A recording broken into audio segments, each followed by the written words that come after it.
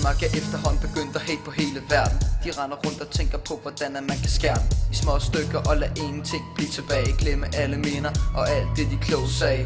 De har lyst til at brænde universet ned, uden at tænke på, det kommer dem der på verdens sked.